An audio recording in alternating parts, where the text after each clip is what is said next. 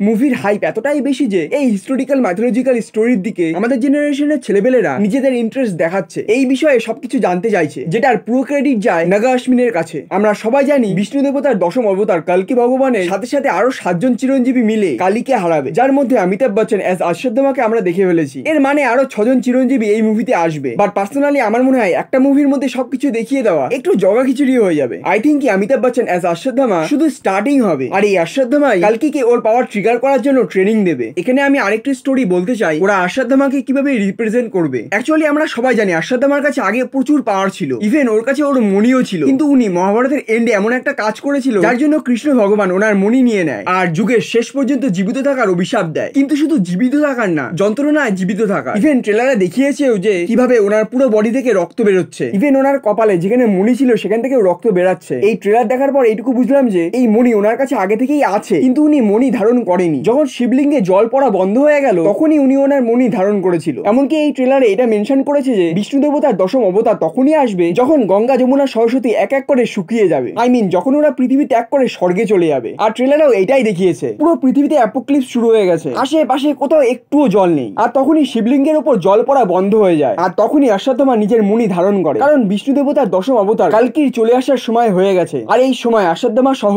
আরো 6 জন চিরঞ্জীবী মিলে team up করবে, আর এই 7 জন কালকি ভগবানের সাথে মিলে কালীকে নাশ করবে। পার্সোনালি আমি একটা মুভিতে পুরো ফেস অফ করতে চাই না, আমি চাই এই মুভির আলাদা আলাদা পার্ট হোক, প্রত্যেকটা চিরঞ্জীবীর ব্যাক স্টোরি দেখা, দেন এন্ড গেমের মতো হাইপ ক্রিয়েট করুক। এই ব্যাপারে তোমাদের কি ওপিনিয়ন কমেন্টে জানিও। দেখা হবে নেক্সট ভিডিওতে।